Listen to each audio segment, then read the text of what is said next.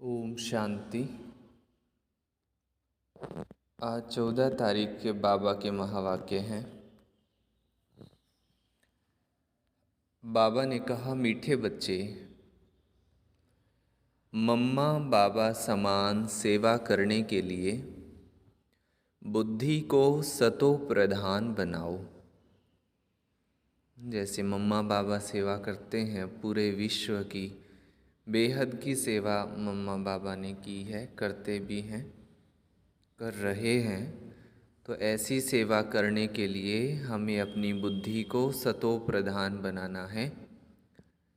सतो प्रधान बुद्धि वाले ही धारणा कर दूसरों को करा सकते हैं। सतो प्रधान बुद्धि वाले ही खुद धारणा करके दूसरों को करा सकते हैं। आज की मुरली से प्रश्न है, ऊंचे से ऊंचा पुरुषार्थ कौन सा है जो अभी तुम बच्चे कर रहे हो? सबसे ऊंचा पुरुषार्थ कौन सा है? उत्तर है, मात पिता के तख्त को जीतना। ये है ऊंचे से ऊंचा पुरुषार्थ। मम्मा बाबा आकर तुम्हारे वारिस बने, ऐसा नंबर 1 बनने का लक्ष्य रखो। मम्मा बाबा आकर के वारिस बने, बाबा कहे ऐसा लक्ष्य रखो। इसके लिए ऊंचे से ऊंची सेवा करनी है। इसके लिए ऊंचे से ऊंची सेवा कौन सी करनी है? बहुतों को आप समान बनाना है। दुखी मनुष्यों को सुखी बनाना है। अविनाशी ज्ञान रत्नों को बुद्धि रूपी बर्तन में धारण कर दूसरों को दान देना है। अविनाशी ज्ञान रत्नों को बुद्धि रूपी बर्तन में धारण कर दूसरों को दान देना है। ये जो बाबा ने बताया ना, मम्मा बाबा आकर तुम्हारे वारिस बने, ऐसा पुरुषार्थ जो है दीदी का था। दीदी मनमोहिनी जी हमेशा कहते थे कि श्री कृष्ण जो है मैं उनकी माँ बनूं सतयुग में।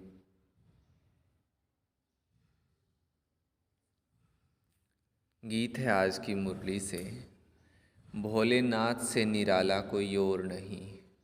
ओम शांति। अब बच्चे तो पहचान गए हैं कि हमको बाप अथवा माता पिता सिखलाने वाले हैं। बच्चों को ही इस खुशी में रहना है। अभी तो हम बेहद के बाबा के बने हैं। प्रतिज्ञा भी बच्चे करते हैं, बाबा अभी हम आपके ही हैं। हम हैं ईश्वर के, अब असुरों के संबंध में नहीं हैं। हम आसुरी मत पर नहीं चलते। आसुरी मत किसको कहा जाता है? जो श्रीमत पर ना चल आसुरी कर्म करते हैं। एक है ईश्वरीय कर्म, दूसरा है आसुरी कर्म। अब ये बात कोई भी नहीं जानते कि आदि सनातन देवी देवता धर्म कब और किसने स्थापन किया था। और सभी धर्म वाले अपने अपने धर्म को जानते हैं। सन्यासी कहेंगे हमारा धर्म शंकराचार्य ने स्थापन किया। देवी देवता धर्म तो अब है नहीं, तो बताए कौन? लक्ष्मी नारायण आदि का कोई को पता नहीं है। बाबा कोई नहीं जानते तो बेमुख हो गए हैं। ये भी ड्रामा में नूंद है। अभी तुम बच्चे जानते हो, बेहद का बाबा आकर हम बच्चों को फिर से राजयोग सतयुग के लिए सिखाते हैं। तुमको वैकुंठ का मालिक बनना है, कृष्णपुरी जाना है। ये तो कंसपुरी है। कंस और कृष्ण इकट्ठे नहीं हो सकते हैं, ये बहुत बड़ी बात है। दुनिया में तो साथ साथ दिखा दिया है सब कुछ, पर साथ साथ थोड़ा विवेक से काम लेना चाहिए। बातें लोग भले बना देवे, लेकिन साथ साथ एक जैसी चीज़ें ही रह सकती है, अपोजिट चीज़ें साथ में नहीं रह सकती है। अब आप देखिए, यहाँ सर्दी है तो सर्दी ही होगी, ऐसा नहीं कि गर्मी भी हो जाए फिर सर्दी हो जाए थोड़ी देर बाद, या गर्मी और सर्दी दोनों इकट्ठी नहीं हो सकती है। रात होगी तो दिन थोड़े होगा, दिन होगा तो रात नहीं होगी। तो दुनिया में अगर महात्माएं हैं तो पाप आत्माएं नहीं होंगी, पाप आत्माएं हैं तो महात्मा नहीं होंगे, ऐसा बाबा हमें सिखाते। देवता है तो दानव नहीं हो सकते, दानव है तो देवता नहीं हो सकते, है ना। तो ये समझने की बात है। और हमें बुद्धि में पक्का क्यों हो गया? क्योंकि आजकल टीवी में दिखाते हैं, और टीवी का देखा हुआ हमने बिना अपने विवेक से जाने हमने उसको सच मान लिया कि जो टीवी में दिखा रहे हैं वो सच भी है या नहीं है, ये हमने नहीं सोचा। अब तुम बच्चों को फखुर होना चाहिए कि हमको अब परम पिता परमात्मा सहज राजयोग सिखला रहे हैं। बाबा कहते हैं हम परम धाम से आए हैं। इस रावण की दुनिया में, पुराने शरीर में, जैसे मनुष्य पितृ खिलाते हैं तो वो आत्मा पुराने शरीर में आती है। उनके लिए पुरानी दुनिया नहीं कहेंगे, पुराने शरीर में आती है, फिर उनको खिलाते पिलाते हैं। ये रस्म रिवाज भारत में चलती आती है। ये हुई भावना। कहते हैं हमारे पति की आत्मा इस ब्राह्मण में आई है। वो भावना रखते हैं, पति के नाम रूप को याद करते हैं, आत्मा ही आकर स्वीकार करती है। ये है यहाँ की रस्म रिवाज। सतयुग में ये बातें नहीं होती हैं। फालतू खर्चा करना, धक्का खाना, ये भक्ति मार्ग की रस्म है। भावना रखने से अल्पकाल का सुख सो भी बाबा से ही मिलता है। बाबा कभी दुख नहीं देता है।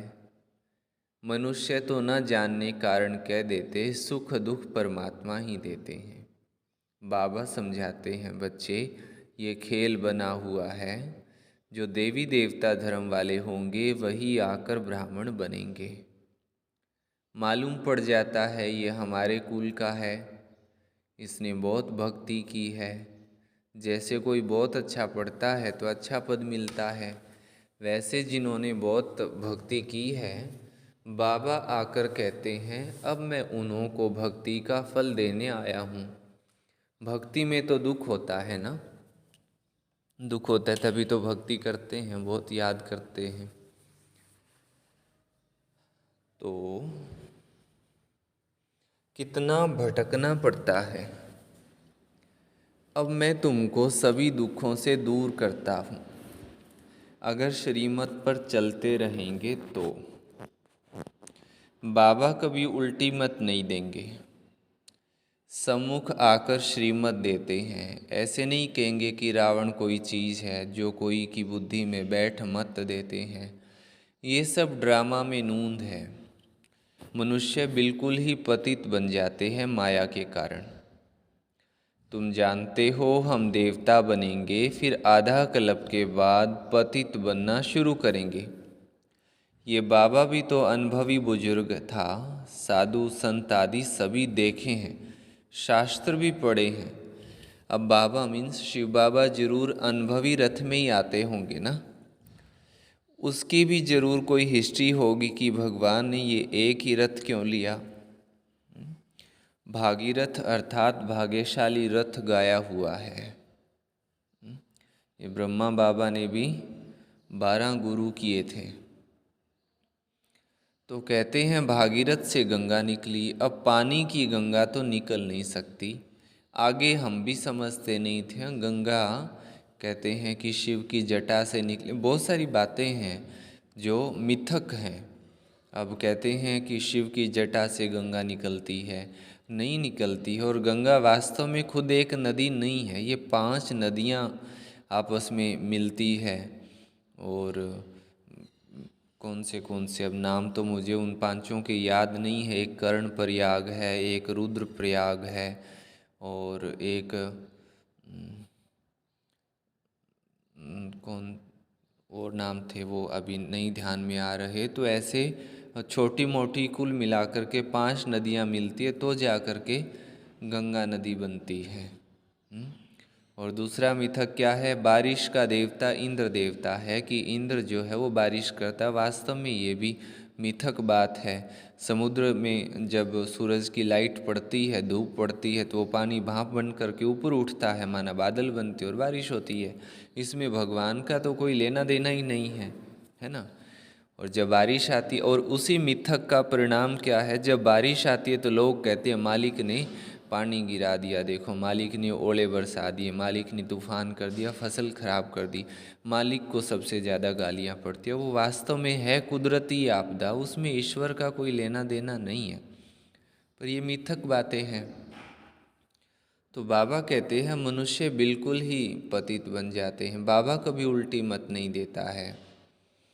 अब पानी की गंगा तो निकल नहीं सकती, आगे हम भी समझते नहीं थे। भाग्यशाली रथ तो ये ब्रह्मा का हुआ ना, जिसमें परम पिता परमात्मा आते हैं।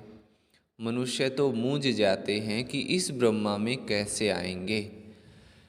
तुम इस मनुष्य को ब्रह्मा कहते हो, ब्रह्मा तो भगवान है, सूक्ष्म वतन में रहने वाला है। तुमने फिर मनुष्य को ब्रह्मा बना रखा है, ऐसे ऐसे कहेंगे कि ये तो इनकी कल्पना है। ब्रह्मा विष्णु शंकर यहाँ कहाँ से आए? अरे प्रजापिता ब्रह्मा के मुख से ब्राह्मण पैदा हुए, सो तो यहाँ होंगे ना। जो कुछ हो चुका है सो फिर भी होगा। मुसलमान कैसे आए, क्या क्या हुआ, ये सब फिर भी होगा। तुम ड्रामा के राज को जानते हो और कोई नहीं जानते हैं।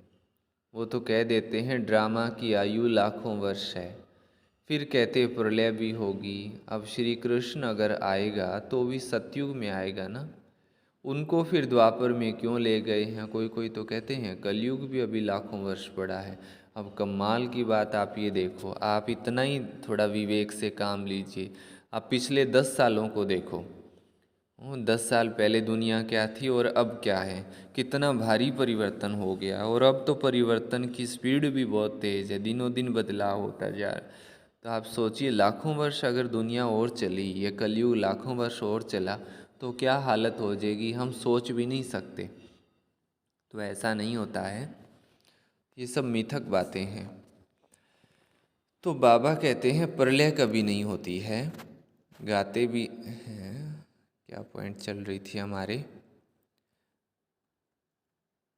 हाँ, गाते भी हैं पतित पावन आओ तो जरूर पतित दुनिया में आकर पतितों को पावन बनाएंगे ना।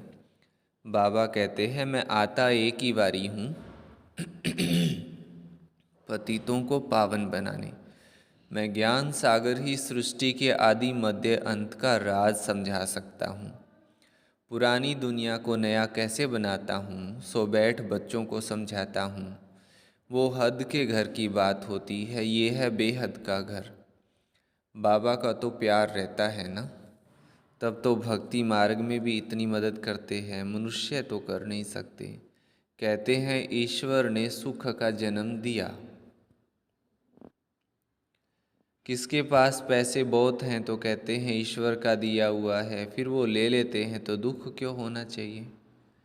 अब बाबा कहते हैं और कोई की बातें ना सुनो सिवाय एक बाबा के हैं। मनुष्य कहने मात्र कह देते हैं, कोई बहुत धनवान सुखी हो, अरे भाई तुम्हें तो बहुत पैसे मिले, कहेंगे सब मालिक की कृपा है, मालिक ने दिया है।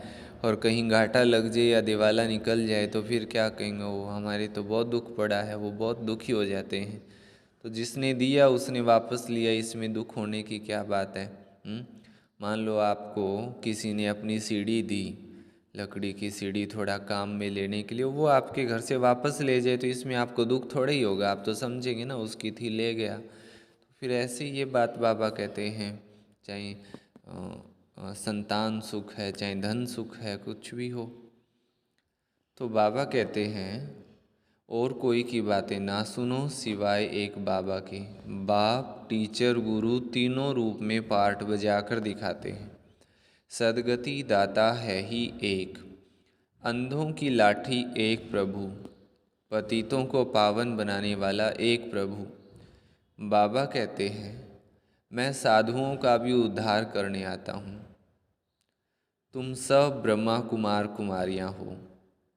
सतयुग में था पवित्र प्रवृत्ति मार्ग, अब हो गया अपवित्र प्रवृत्ति मार्ग, जिसको विकारी प्रवृत्ति मार्ग कहा जाता है। मनुष्य महान दुखी हैं, बात मत पूछो। त्राही त्राही करते हैं, रोते पीटते हैं। अनेक धर्म हैं, सतयुग में था एक धर्म, जो एक बाबा ही स्थापन करते हैं। गीता में श्री कृष्ण भगवान वाच लिख दिया है, ये है एकज भूल। परम पिता परमात्मा है निराकार, उनका नाम है शिव। आत्मा का नाम एक ही चलता है, दूसरा नहीं पड़ता है। शरीर का नाम बदलता है। एक शरीर छोड़ दूसरा लिया तो नाम बदल जाएगा। बाबा का नाम एक शिव बाबा, बस उनको शारीरिक नाम नहीं मिलता है। आत्मा जो 84 जन्म भोगने वाली है, उनके शरीर का नाम है। बाबा कहते हैं, मेरा तो एक ही नाम है। भल मैं इनमें प्रवेश करता हूँ, परंतु शरीर का मालिक तो इस दादा की आत्मा है ना, जिसमें प्रवेश कर प्रजा रच रहा हूँ। प्रजापिता तो जरूर यहाँ चाहिए। मनुष्य तो इन बातों को जानते नहीं। ये एक ही कॉलेज है जहाँ सब पढ़ते हैं। मुरली सब जगह जाती है, फिर कोई की बुद्धि सतो प्रधान है, कोई की सतो, कोई की रजो, कोई की तमो, बिल्कुल ही धारणा नहीं होती है। तो उनके कर्म ऐसे ठहरे, बाबा क्या करें। सब तो एक समान हो भी नहीं सकते। ये ईश्वरीय कॉलेज है, ईश्वर पढ़ाने वाला एक है। जिनको पढ़ाते हैं वो धारणा कर फिर टीचर बनते हैं पढ़ाने के लिए। हर एक को देखना चाहिए, मेरी सतो प्रधान बुद्धि है। मैं बाबा मम्मा मिसल समझा सकता हूँ। बाबा के पास तो सब सेंटर्स का समाचार आना चाहिए कि कितने स्टूडेंट रेगुलर आते हैं, कब से पवित्र रहते हैं।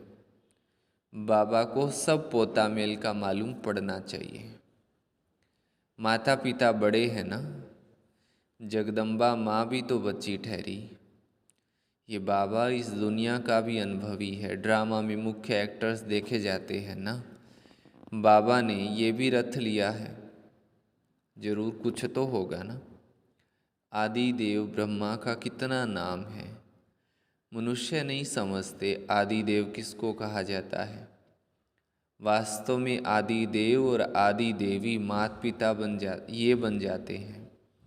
फिर इनके मुख से सरस्वती माँ निकलती है तो सब बच्चे हो गए। मुख से निकलना मीन्स मुख से बाबा जो ज्ञान सुनाते हैं उससे आत्मा जाग जाती है। तो मम्मा की बात बाबा कहते हैं। तो बाबा कहते हैं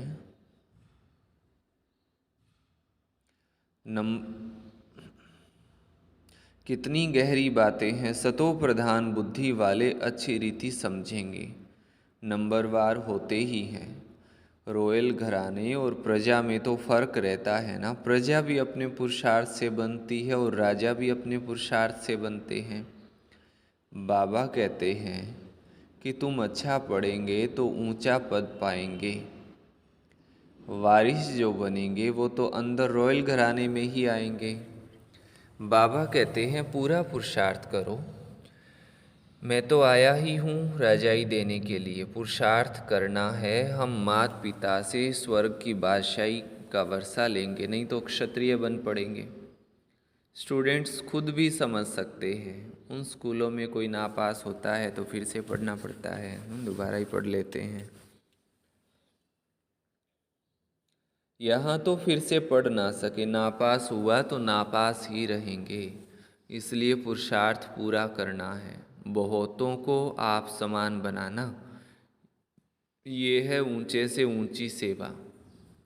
दुखी मनुष्यों को सुखी बनाना है, अपना धंधा ही ये ठहरा।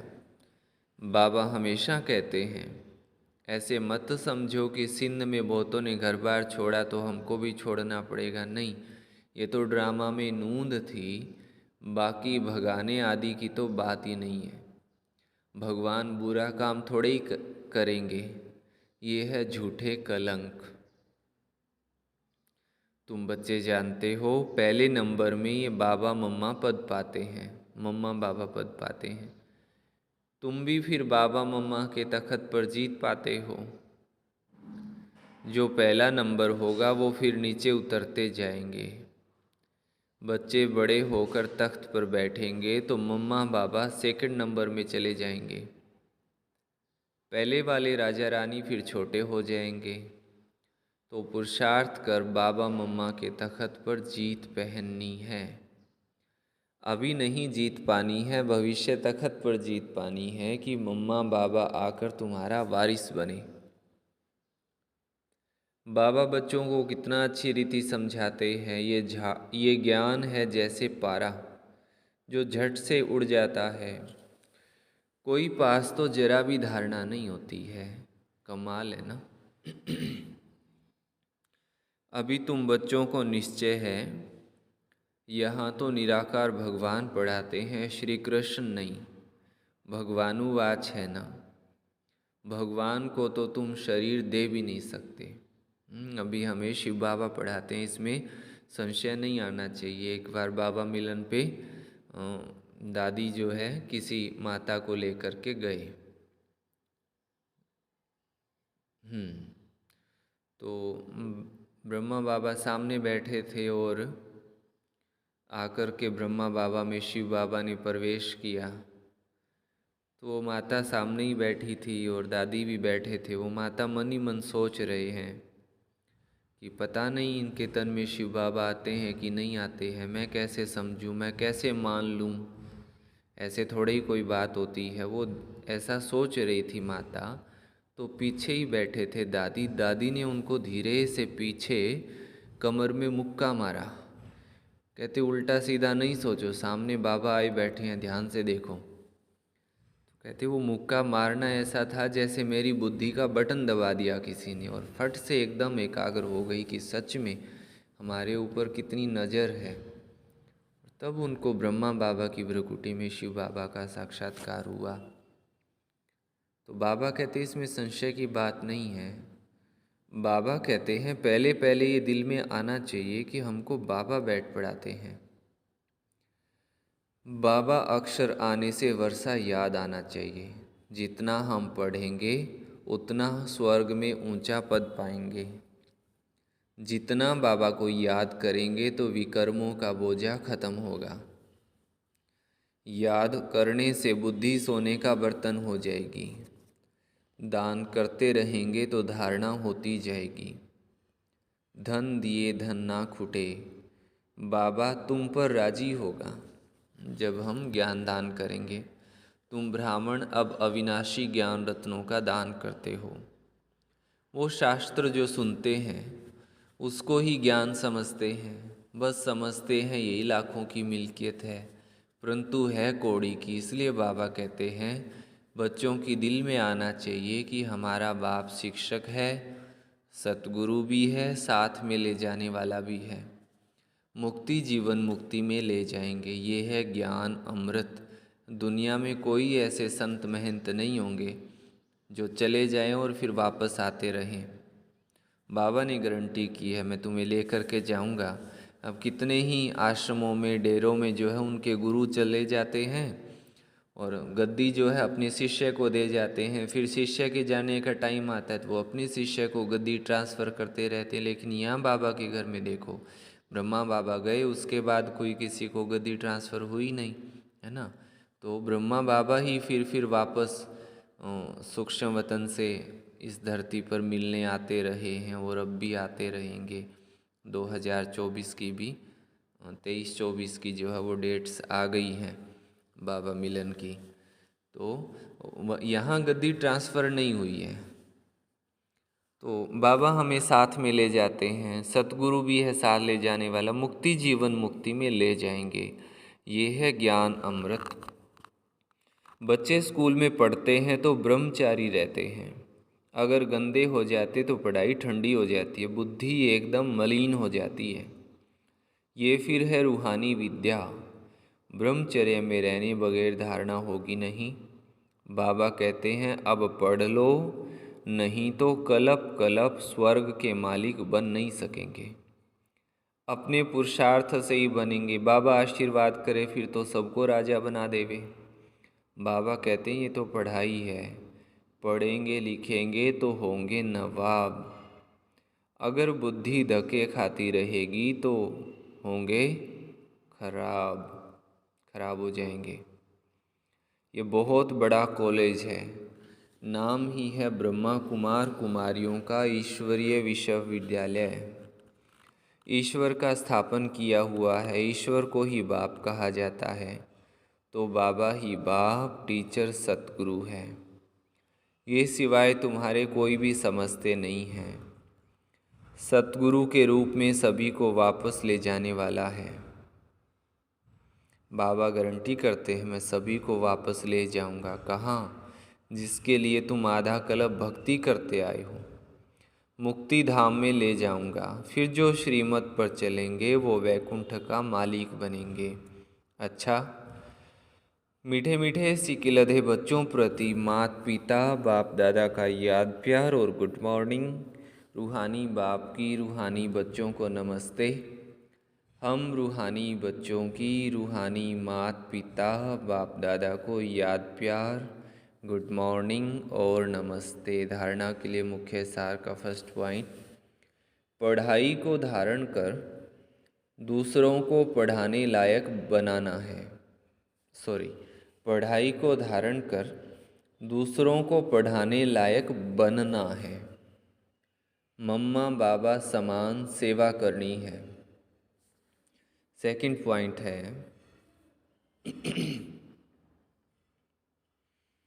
अविनाशी ज्ञान रत्नों का दान कर दुखी मनुष्यों को सुखी बनाना है। पढ़ाई अच्छी तरह पढ़नी है। वरदान दिया बाबा ने, साधना और साधन के बैलेंस द्वारा अपनी उन्नति करने वाले ब्लेसिंग के अधिकारी भव। साधनों को आधार बनाने के बजाय अपनी साधना के आधार से साधनों को कार्य में लगाओ। किसी भी साधन को उन्नति का आधार नहीं बनाओ, नहीं तो आधार हिलने के साथ उमंग उत्साह भी हिल जाता है। क्योंकि साधन को आधार बनाने से बाबा बीच से निकल जाता है, इसलिए हलचल होती है। साधनों के साथ साधना हो तो हर कार्य में बाबा की ब्लेसिंग का अनुभव करेंगे, वरदानी हाथ आशीर्वाद का अनुभव करेंगे। उमंग उत्साह भी कम नहीं होगा। स्लोगन है, अगर मगर के चक्कर से न्यारे बनो तो अगर मगर के चक्कर से न्यारे बनना है तो बाप समान शक्तिशाली बनो।